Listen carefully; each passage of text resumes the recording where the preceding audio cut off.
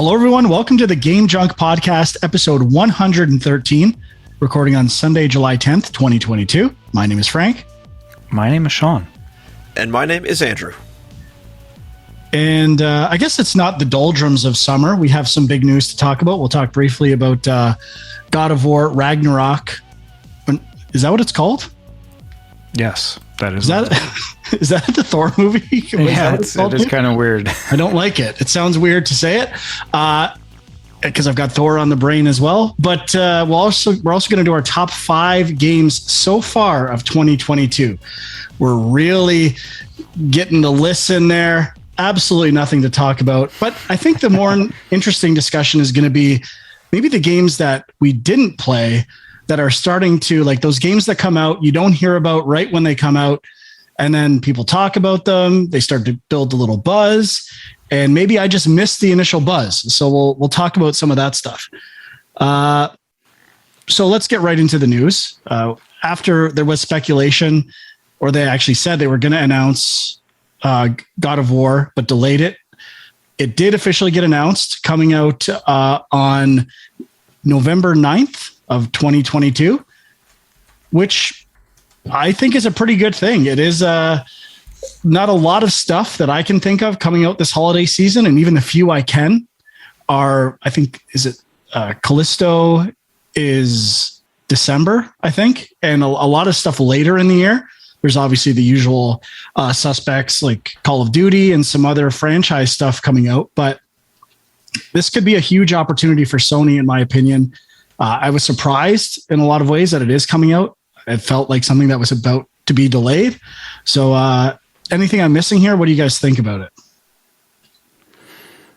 I mean, it's exciting that it's coming this year. Obviously, the fact that they took so long to actually set a release date, I guess, would seem to indicate that they really just wanted to make sure that it was going to hit that date. So hopefully hopefully there's no additional delay coming. I don't see, like, that would be a pretty costly thing at this point, I think, if they do have to delay it. But yeah, I mean, it's the fall kind of season was looking pretty empty, but with that in there, it's definitely a very big release that helps a lot.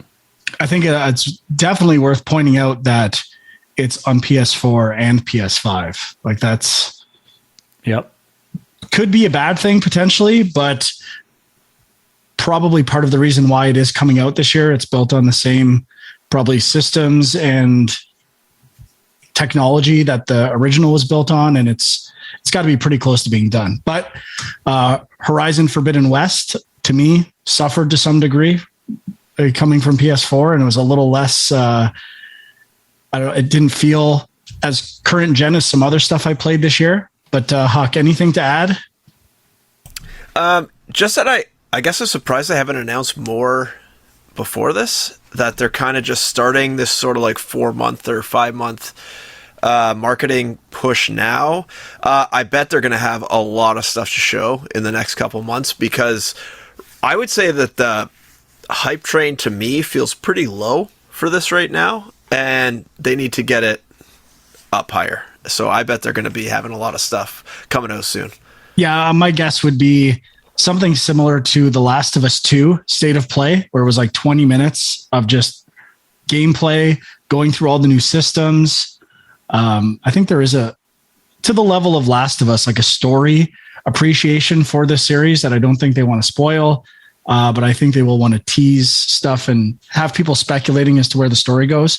So I'm definitely excited. I really like the first God of War. I think there are like a lot of valid criticisms with that game, and I'm curious to see where this one goes. But in terms of, a mass release that people love, everyone has played it for the most part. It's on PC now. I assume this game is going to be huge. And the first one is beloved. At one point, IGN did one of their polls or lists that they update every 2 weeks with the best games of all time. It was God of War at one point. Now it's back to Breath of the Wild, I think. So who knows? Yep. But Sony, they do need to get their PS5 shit in order, I think. And I've seen a few in the wild lately, actually. The only weird thing is you pretty much have to buy a bundle now. You have to buy another controller, sometimes a camera. Costco sells it with a controller and a camera. Shoppers Drug Mart makes you buy a controller, and maybe you have to buy the Forbidden West edition. And GameStop, you have to buy 2 games in Canada over $70. So I think out of those options, the GameStop one's the best, but I think they're becoming a little more available, but still, I've never seen one in a store, like in a display. Like they're there for 2 minutes and they're gone. So. Yeah.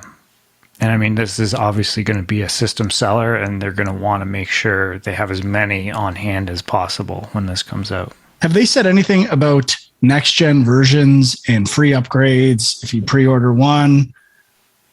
I assume they're not doing that anymore. Not that I've seen. There hasn't been any controversy or demands surrounding that yet? I don't think so. Okay. Maybe demands is a bit extreme. Okay, let's get into our top 5 games of 2022 so far. I'll leave this, or I'll put this to you guys first. Is it a good year for games so far? What's your general vibe on 2022? 2021, I thought was quite good. I feel like 2022 has at least 2 games that people absolutely love so far this year, but is there quantity where there's quality? Yeah, I guess it's interesting because it did start off very strong with, the 2 big releases you're talking about. I feel like there were a few other big AAA games in like February, March, and then it got real quiet. And so now it's kind of starting to feel like it's not, and with obviously there's been some delayed games that shifted to 2023. So it's feeling like not a great year to me, but obviously there are some big games still coming. And the big game, I think, Elden Ring, is pretty much universally loved. And I think it'll be on best games of all time lists very shortly. Like it seems to even taken what was a somewhat niche audience for From Software games and expanded it even further. So I don't know if that feels like a game that is destined to win Game of the Year, but God of War could challenge it, I think. Yeah, for me, I've had so little time to try any of the games. Like I haven't tried Elden Ring or many of the other games that'll probably be on your guys' list.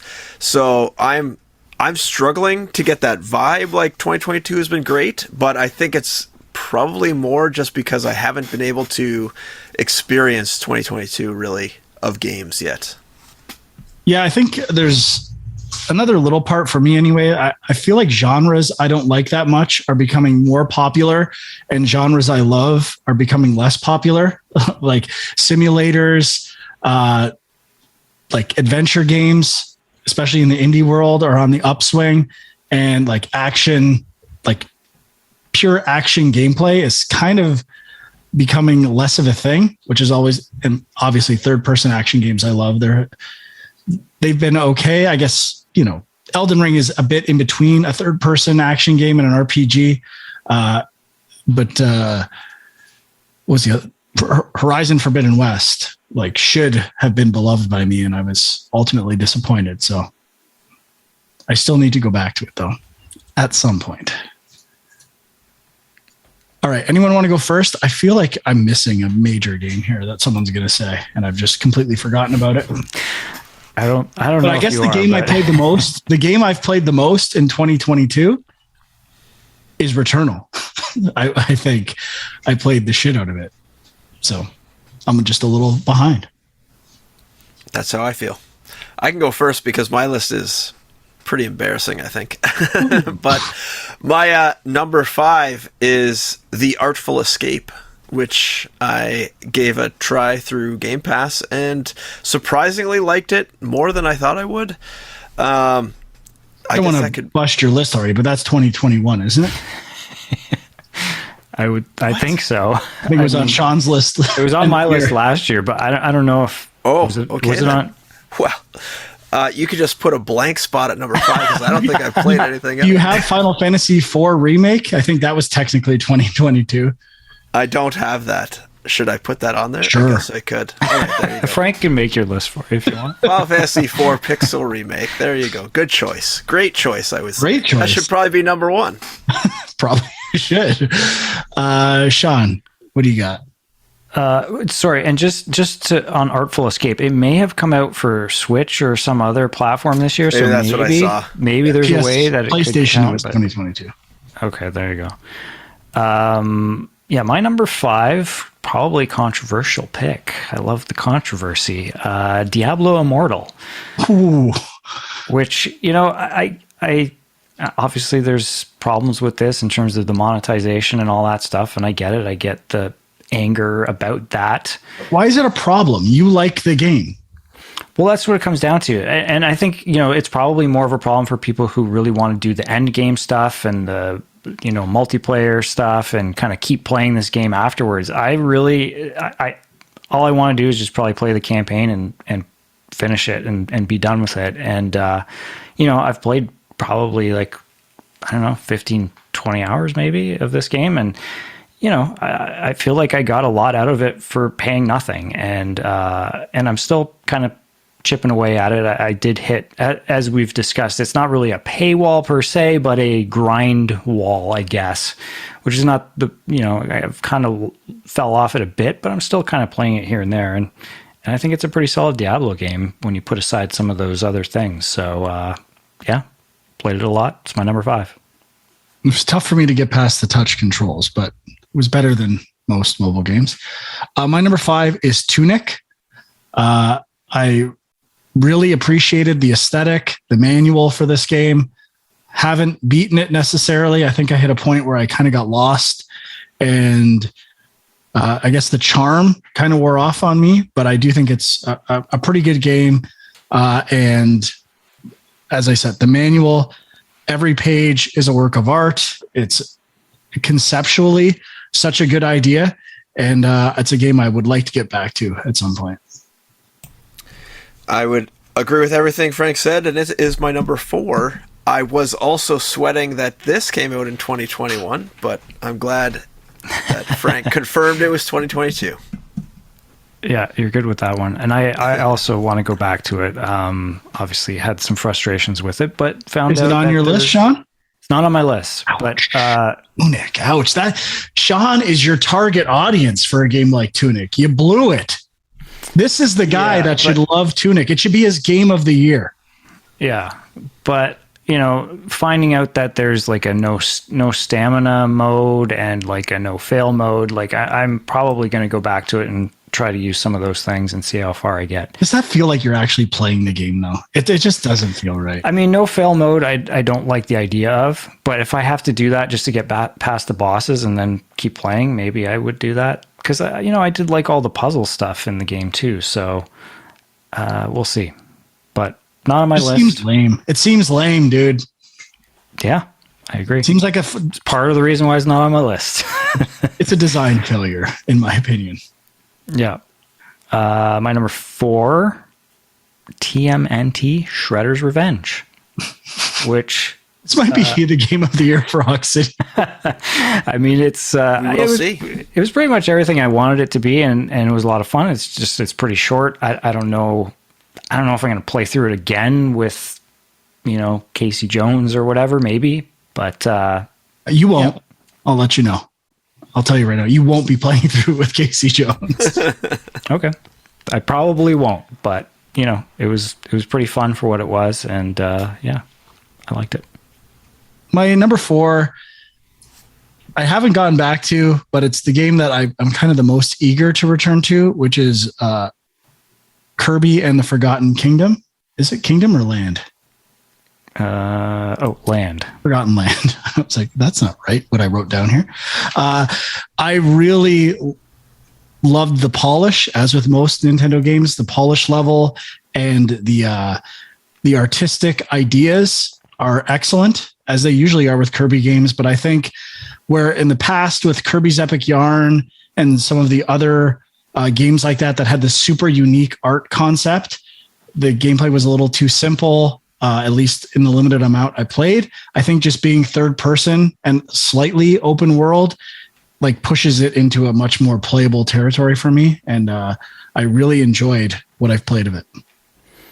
Yeah, I mean, that's kind of an honorable mention for me. It's not on my list, but you know, I think the thing I was most impressed with is how much they pack into each level.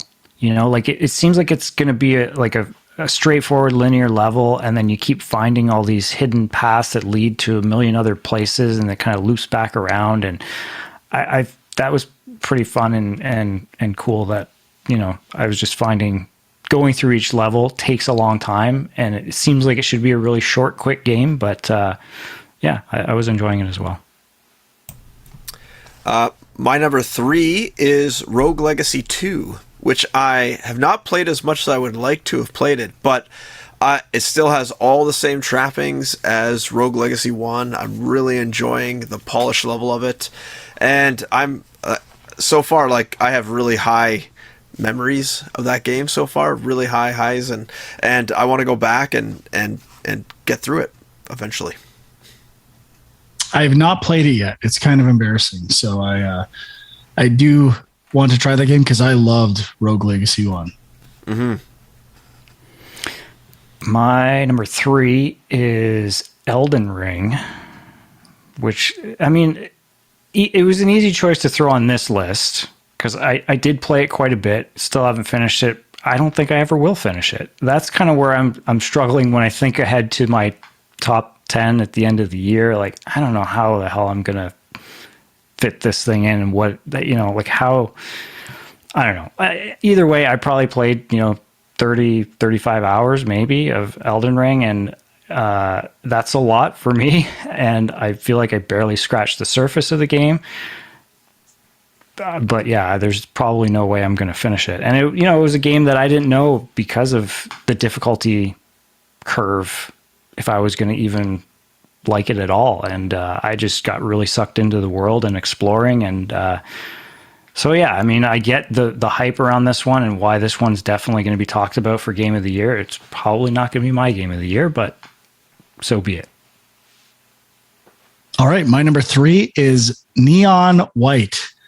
Again, haven't played that much of it, but I was thoroughly impressed, especially considering, you know, the trailers, the card deck building gimmick that was in a lot of the stuff. I didn't see like what the point of it was, and it felt a little superfluous, but it really just is an excuse for power-ups, and they call it a discard ability, which is actually really fun. It's kind of a bit of a puzzly platformer in a way. Like, how do you use those cards in succession or switch between them to get fast times? And I love the length of the levels. Everything's doable. Like getting the highest times, like thinking back to trying to get platinum on Crash Bandicoot when that got re-released. It was a nightmare. It was impossible. I'm like, I've played this game. I've beaten this game 5 times in my life. I can't get these times. Where every time I'm achieving or trying to achieve in Neon White feels so reasonable by the time you get it. And they have a hint system built into it. Like the better you get, you kind of level up through an insight system. And it's a really good game. You need to get back to it once Cuphead is out of here. Beauty. My number 2 is TMNT Shredder's Revenge, which I have not beaten yet, but really am enjoying playing with the kids. So that's a fun little game.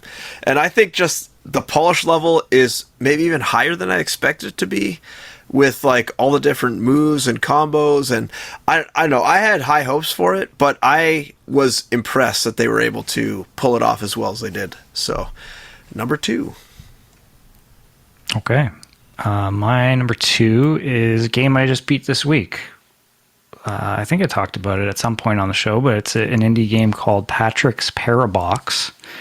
This is a puzzle game, and it's kind of like, you know, based on the Boxel, or is it Sakoban, or whatever that genre is. You're pushing boxes around, but it becomes very complicated very quickly because you can push boxes inside other boxes, and it becomes a real mind fuck, let me tell you. By the last few groups of levels, I was like, I don't know that I fully understood what I was doing half the time. I was just trying different things, but proud to say, I think I only looked up 1 or 2 levels, and that was mostly early on because I just didn't understand some of the mechanics that they were introducing. But it's just very impressive how many different kind of twists on it they add as you go. So if you're a fan of puzzle games, definitely check this one out. Did you play Baba Is You? I'm sure you played it, but did you beat it? I did not beat it. That's a good one that I probably should go back to. It feels very similar to me. Obviously, it's a different mechanic, but just the way you push things and order things. And I think I haven't played this game. It looks interesting, but it's kind of a testament to the design to me that you did it all on your own, because I felt there were like puzzles in Baba Is You that I'm like, I have no idea. And it happened pretty frequently. Yeah. Yeah, it's tricky to have puzzles that are challenging, but you can work through them and want that aha moment. Exactly. Yeah. Portal is the king. Number 2, for me, I really struggled with my 1 and 2. It was really close. I debated over it quite a bit. I'll give my reasons for my number 1 when I get there, but my number 2 is Nobody Saves the World by our friends at Drinkbox. And I beat this game twice. 3 times. I beat it 3 times already. Platinumed it on PlayStation 4 and still no auto pop. And it was weird. When I first played it, I'm like, I don't know if I like this game. And I'm like, I obviously know Graham, and I'm like, what if I don't like this? I've never not liked one of their games. What do I say? But the more I played it, the more I loved it. And as I played it a second time, I kind of played it a completely different way, having some exposure to the different forms. I used totally different things on my second playthrough. I leveled up different ones first, and I had just as much fun experimenting with them. So as we said, it's kind of a casual Diablo where you're experimenting with classes on the fly. And I love this game. As we've said before, their games are so playable. I could play them over and over again. I could go back and play it again right now and probably enjoy myself quite a bit. So it was tough for me to not put it number 1, but I will give my reasons why. Very interesting. Well, it wasn't tough for me. Number 1, Nobody Saves the World. Obvious choice. I think the only game I've actually beaten of my list, and I loved it. I mean, for everything Frank just said, I mean, you could play so many different ways. You could combine different moves however you want, and it just really is, like Frank said, super easy to play, and so much variety. And it's really, really a great game. And so much charm. And we had I think Blake asked a question in the Discord about, which is a great junk mail question that I need to prepare for, but it's about like underrated polish things or mechanics or ideas in games.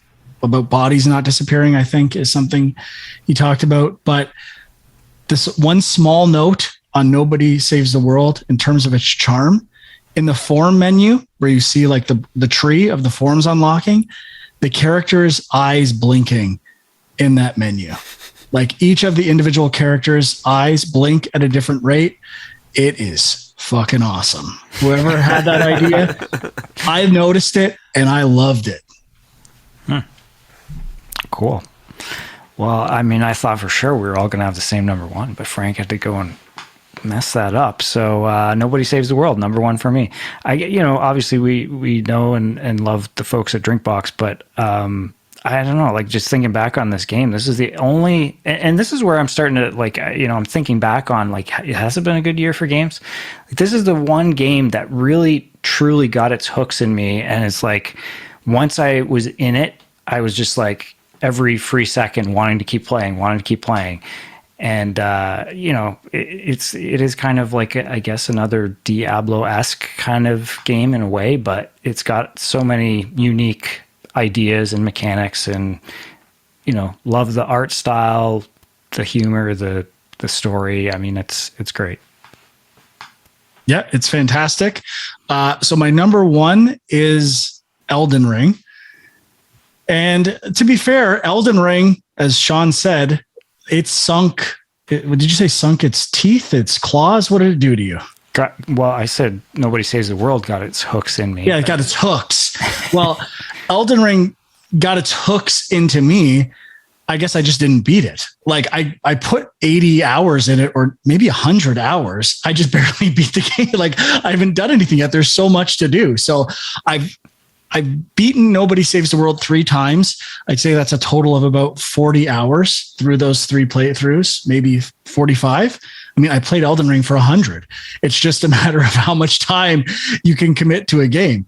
And when I played it, I was committed to it and I was loving every second of it. And I just want to return and hopefully have those hooks sink themselves into my skin again for the rest of the summer. It just hasn't happened yet. And let's be honest, want to know part of it? I'm kind of scared.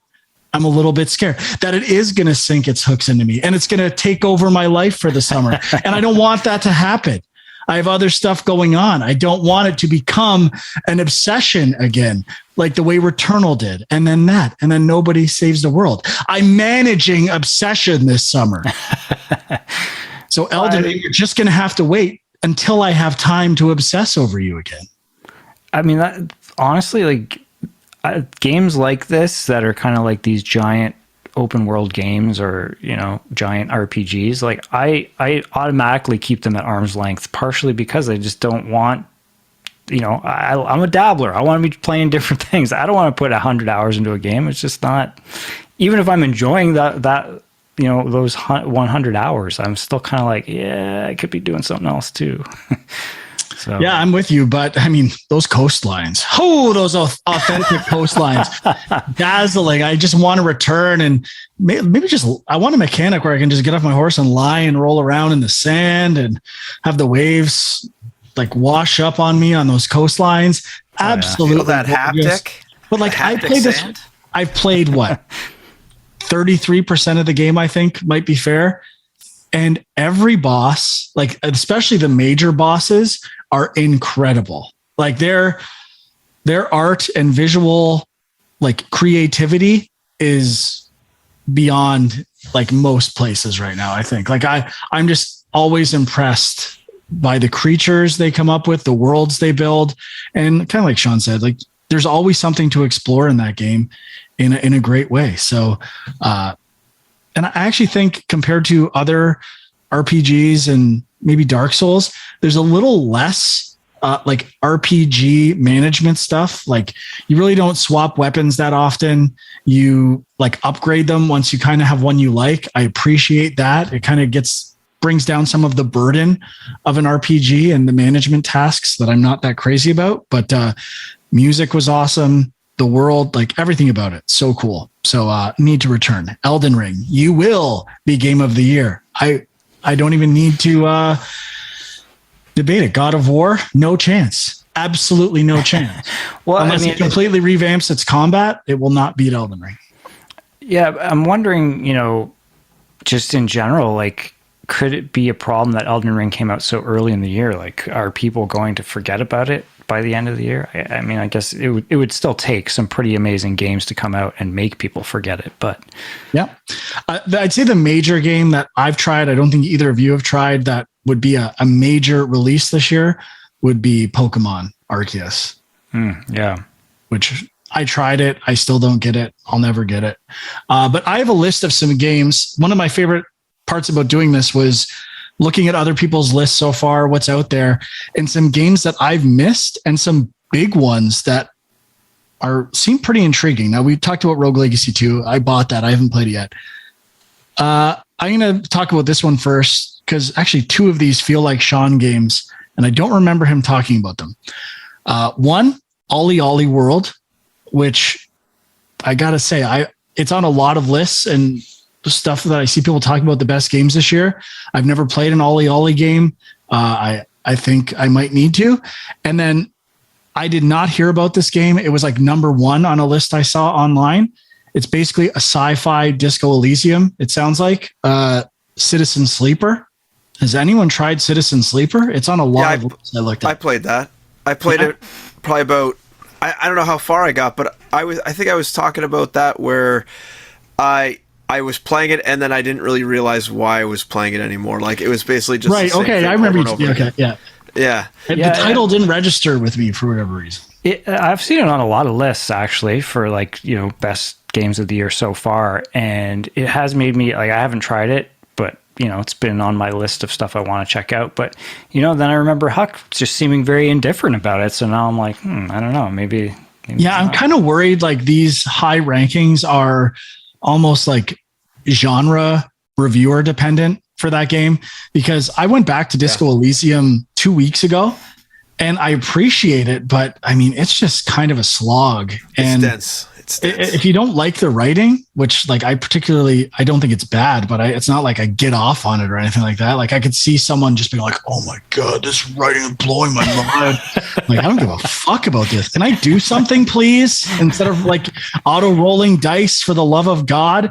So, I mean, the menus I saw in Citizen Sleeper looked more intriguing to me. I think even the world it's set in is more appealing to me.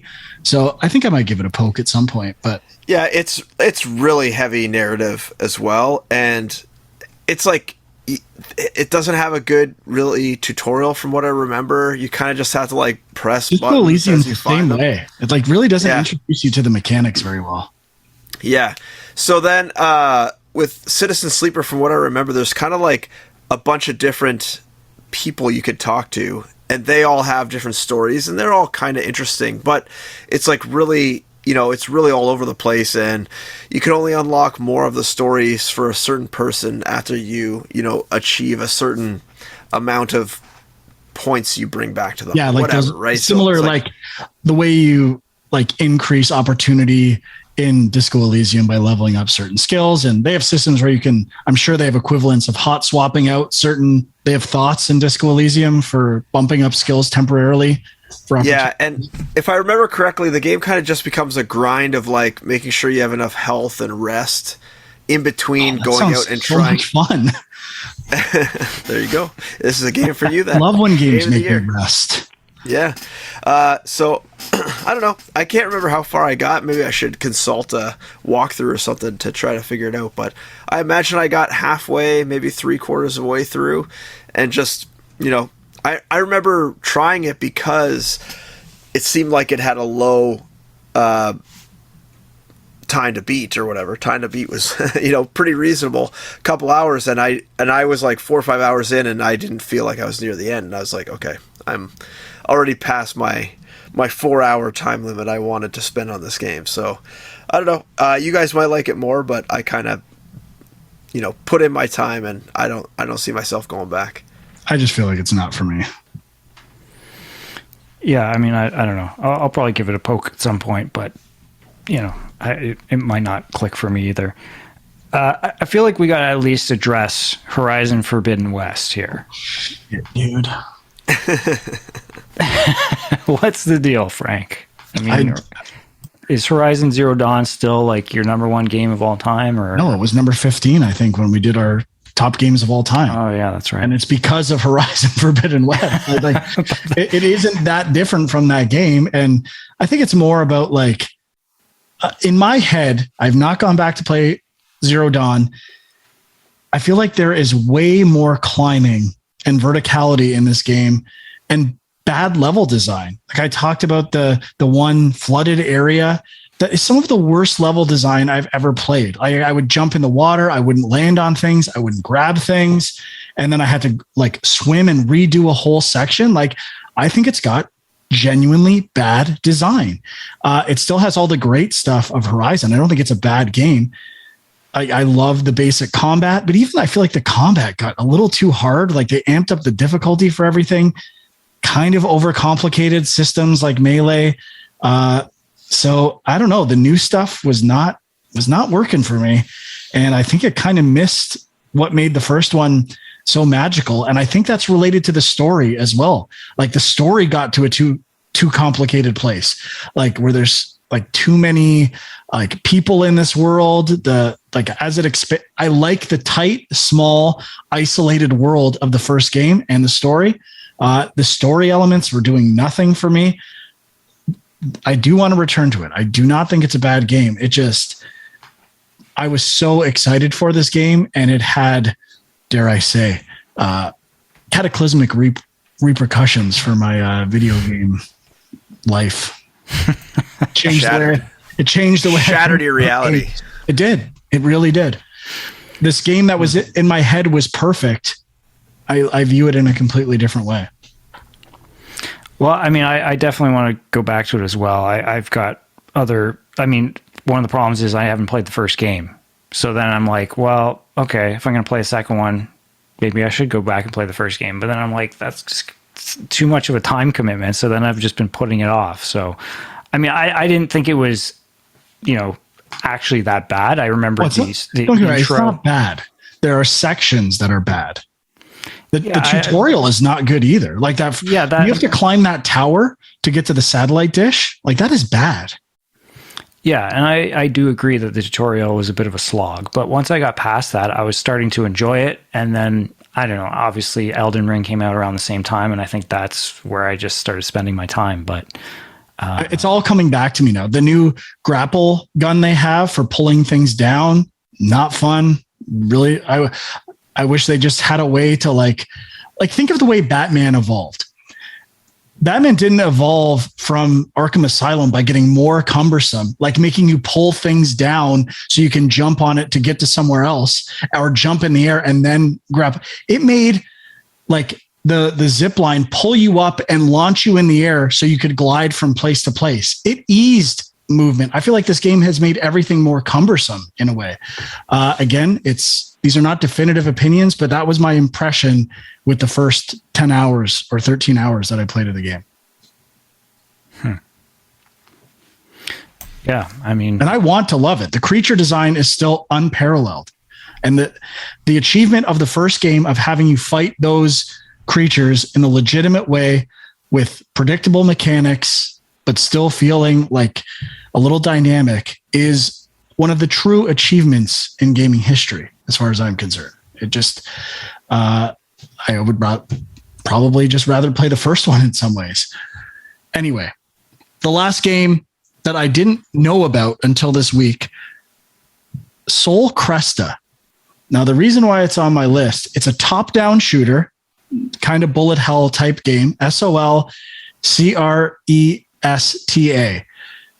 And I'm surprised I haven't heard about it because it's developed by and published by Platinum Games, they're very good at action games. And there are a few exceptions, especially with licensed stuff where I think people aren't that crazy about it, but this feels like a passion project of theirs and the reviews are quite good.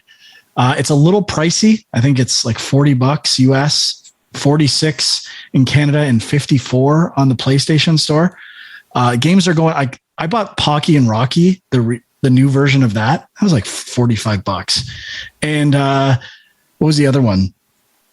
Klonoa came out this week, and that's like almost 60. So I'll probably buy those at some point. If I'm not going to play them right now, it doesn't seem worth it. But Sol Cresta, definitely on my radar. And if people have played it, I'm curious to know, because I don't even think I've seen like a major outlet review it. I've not heard of this game at all. Haven't heard of it either. So is it like that's shoot 'em up, right? or like what? Yeah, it's a top-down shooter, like kind of bullet hell, 1942 style shooter. I don't know. I would say Rygar was horizontal scrolling, right? Or was it both? Or what's the game I'm thinking of? Not Rygar. Rygar? I think that's it. I thought Rygar was no, Rygar's like R-Type? Maybe I'm thinking of R-Type. You're thinking of R-Type, yeah. R-Type. There's different versions of R-Type where it flips the camera perspective too. Like I think R-Type Delta did that, but I don't know. I miss kind of side-scrolling or top-down shooters, and this one looks pretty neat. And hope to give it a poke one day. If you've already poked it, poke me and let me know. Okay, anything else we need to touch on here, Sean? Any ideas over there? Well, I guess, I have some games kind of like what you're talking about. well, so Norco I've seen on a lot of lists, and I did play a little bit of it, but not really enough to fully get a sense of, if I would love this game or not. But I do want to give it another chance. I liked Sifu or Sifu as well.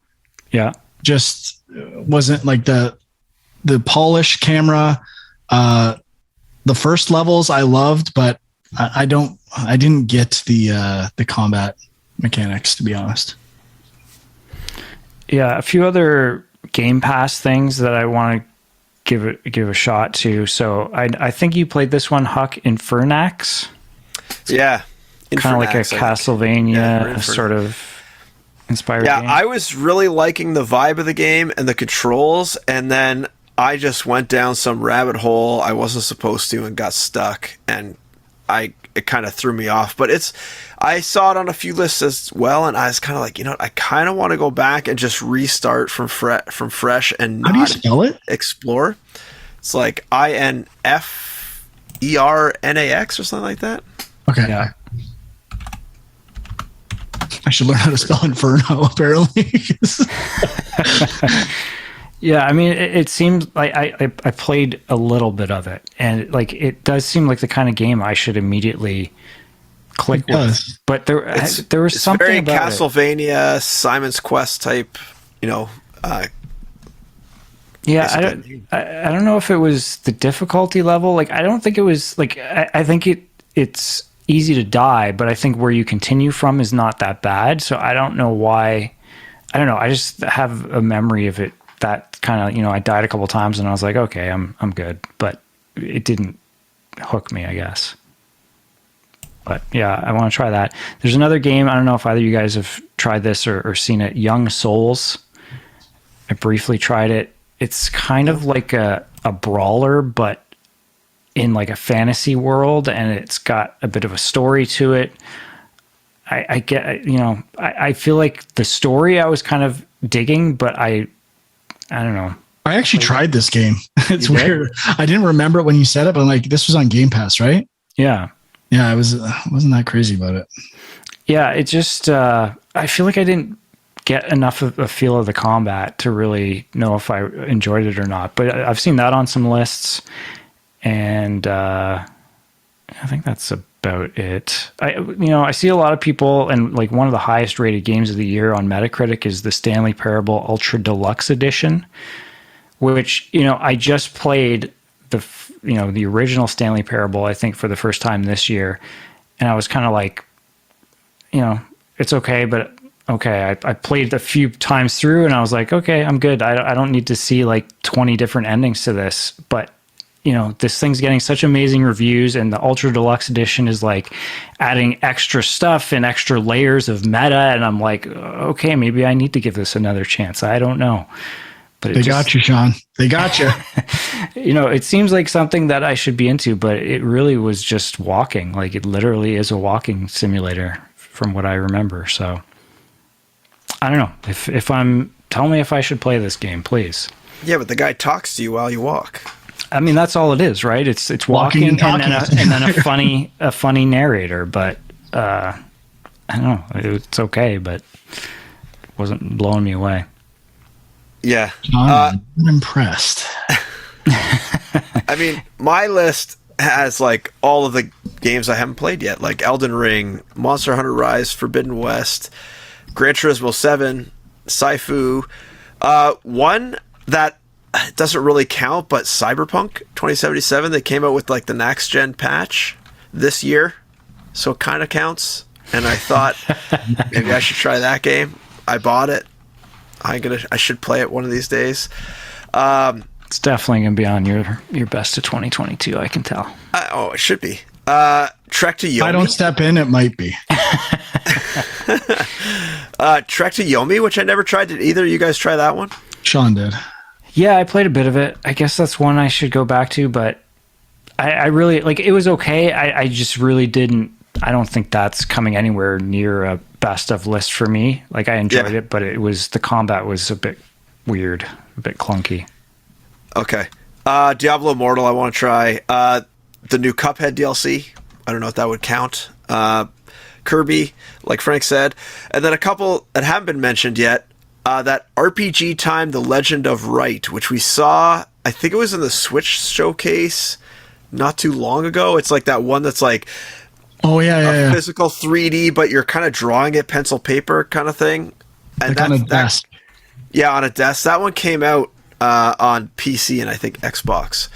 And it's not out until September 13th. Oh, some list I saw said it was out. Anyways, so forget that. Unless it's on Switch or something. Yeah. No, I would think it would come out. I remember us talking about this, and I couldn't find anywhere where it was actually out yet. Okay. But yeah, I guess it was the. I was looking at Game Informer's list, and it said it came out in February or something, but on PC. But that could be completely wrong. Yeah, because I remember adding this to my my wish list. Never mind, scratch that one off. But it's like initial release date on Wikipedia is 2021. So yeah, there's something happened to this game where like they must have had a release early access and they pulled it or something like that. Oh, maybe something like that. And then 2 other games, Stranger of Paradise Final Fantasy Origin, which I want to play just to see how weird it is. Not really because I think it'll be on my best list or anything like that.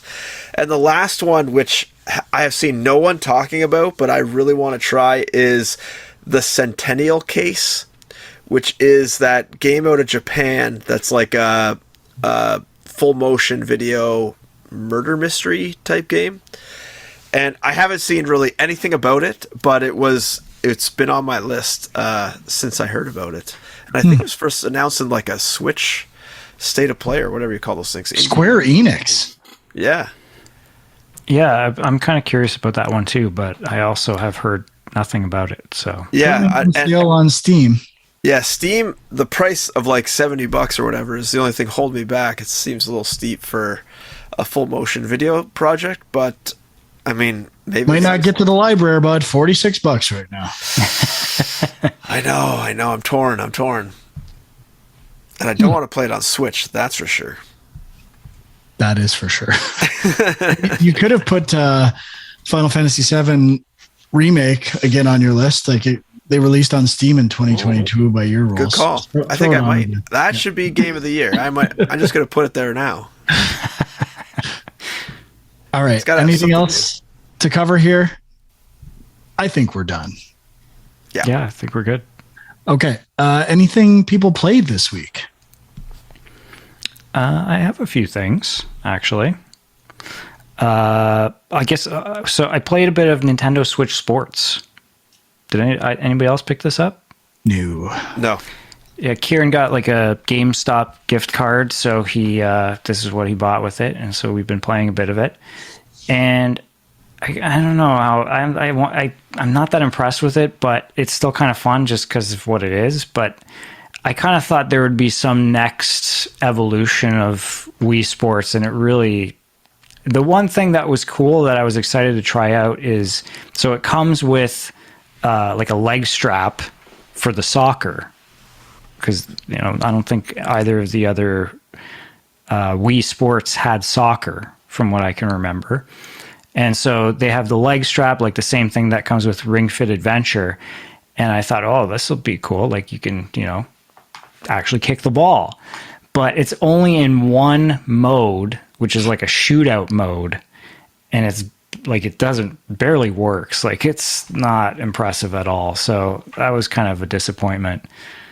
But, like tennis, badminton, volleyball, they're all pretty fun. Bowling, it just doesn't do anything other than basically, the controller is more accurate than the Wii controller ever was, the Joy-Cons. But beyond that, it's not, there's nothing new gameplay wise. So. Sounds like a turd. Yep. Huck? I played one round of Risk of Rain 2, which I thought was pretty fun, but I have a problem with these games that have like no point to them. Whereas like the gameplay is fun, but I don't know why after you kind of play through them the first time, why you'd go back. The draw to like unlock characters and stuff is not there for me. That is not Dude, it's emergent gameplay. It's about the run. What is that run about? That's the story. Sure. You're creating your own story. That time you stacked 20 of the same power up and had this crazy run. Okay, well, that's not a draw for me. But I would say that Returnal does this type of gameplay way better because it actually has, interesting story beats interwoven with the run mentality, which is what I liked about Returnal, and I like how it's laid out. It just didn't capture me like Frank did. I think it was a little too tricky for me to pick up only playing it like an hour a week or something like that. It's just too difficult to play. You gotta live Returnal. You can't fuck around. You have to live. I know. I can't. I don't have the time to live Returnal right now. Maybe one day. I gotta say, it's a game that deserves to be lived for. There you go. And then the last game I played just quickly was I brought my Vita up to the old cottage and played a little Persona 4 Golden, which I have started many times and I think gotten to about the same point I am now many times. So, but I'm liking it. It's not as good as Persona 5, but I do like the school aspect of it. It's very similar to Persona 5 in that regard. The big difference is that the dungeons in Persona 5 are hand authored, whereas they're all just random boring corridors, and it's not as enjoyable. So overall, though, I'm really liking it, and I think these games are popular for a good reason. I really haven't played much, just continued with Cuphead. I'm only on the DLC. I just started the DLC yesterday. Beat the whole initial game for the first time.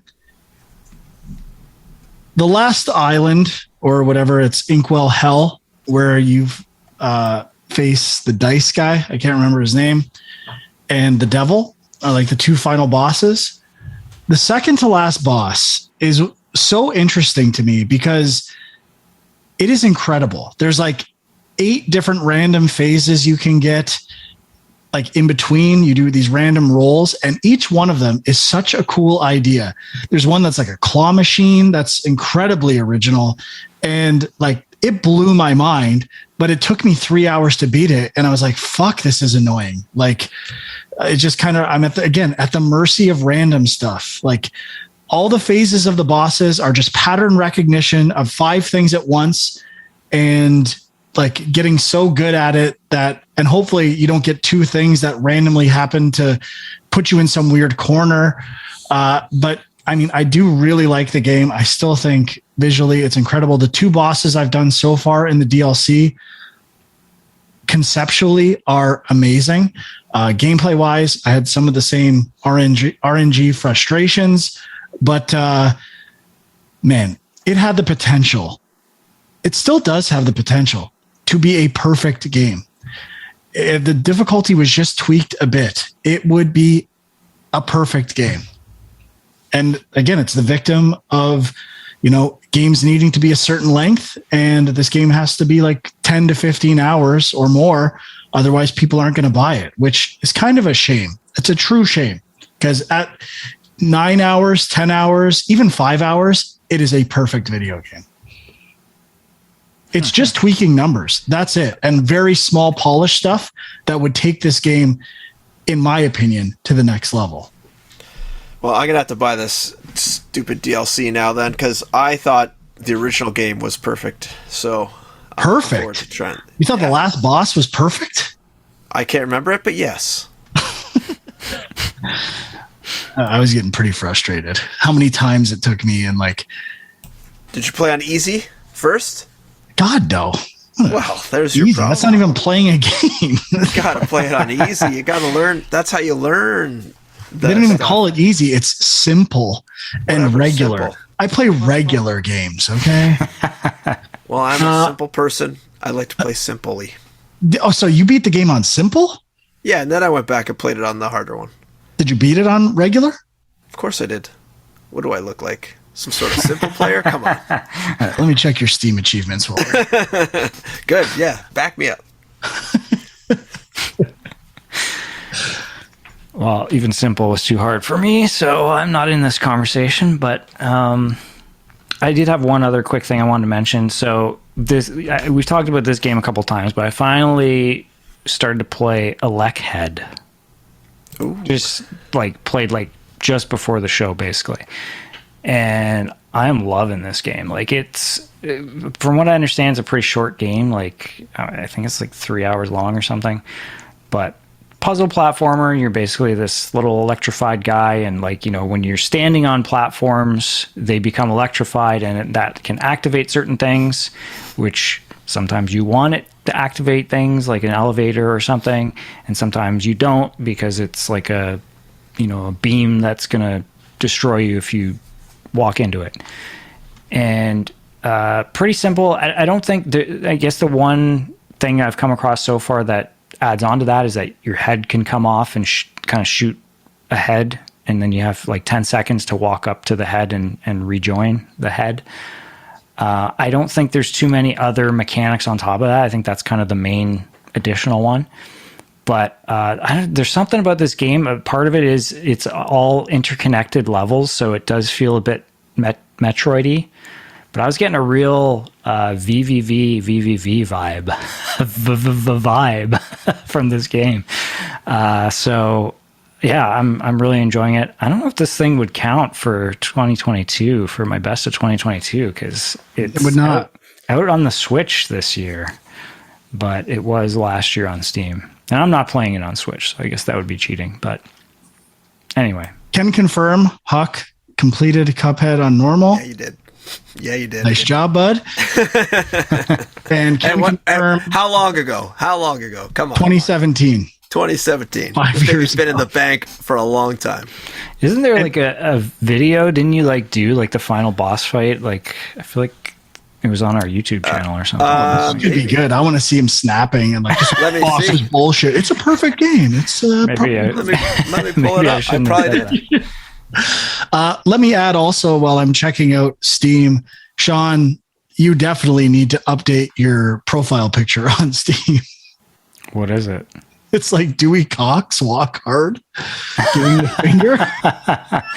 Yeah, that's classic, man. It's like cut off. I haven't even seen the movie, so I don't know why that's my profile picture. So cool. And I can confirm I did 2 Cuphead playthroughs, or videos, and one is just the final boss attempt, 1 hour and 15 minutes. So there you go. Nice. I don't think I beat it in that run either. I think that was me getting too frustrated and quitting. Interesting. Very interesting. Now we're finding out the I'll have to story. rewatch it. I'll have to rewatch it and see what happens. The video has only been watched like 64 times. So obviously the Game Junk people need to get on this video and watch it, because we'll be watching those numbers to see if they're confirming my suspicions. All right, Sean, did you have one more thing? Yes. Oh, well, nah, it's okay. I'll save it for next week. Yeah, you save that shit. All right, that's it for this week's show. I saw one game coming out this Friday that's pretty good. Well, I think Sean might finally be getting into is Moss 2 this week, I think. No, but Escape, that other Escape game, what's it called? Escape Academy? I saw something much bigger. Yeah, there's a new game from Stray. Stray's out on Friday. Is it? No. Oh no, it's the 19th. Pardon me. Okay. My dates are all messed. I just saw today Spider Soars. Have you guys heard of this? Spider Soars. Spider Soars? Yeah, it's from Way Forward. And I haven't really seen any reviews or anything yet, but it looks kind of interesting. Okay. It's not on Steam from what I can see. Unless I'm spelling spider wrong. You are. It's like dinosaurs, but with spider. Sours. Oh, even though I interpreted it in the Jurassic Park way, it actually is spelled that way. Yeah, it's kind of like a run and gun kind of Contra type game. It looks pretty sweet. I don't know. Looking at this makes me want to go back to the Hunt Down. Oh yeah. The Hunt. Fuck, I'm just adding stuff to my wish list. I'm starting to actually really enjoy Steam and wish lists and Steam gaming. It's pretty Oh sweet. yeah, wish lists are where it's at. All right, that's it for this week. Check us out on youtube.com/game junk. The Discord link is in there. And if you played Sol Cresta, hit us up. Let us know. Let us know your favorite games of the year so far. As long as it's not Horizon Forbidden West. That's wrong. Sean is Film Junk on Twitter. Huck is Mind Commute and Equilibrium Sis. Thanks for listening. Bye-bye.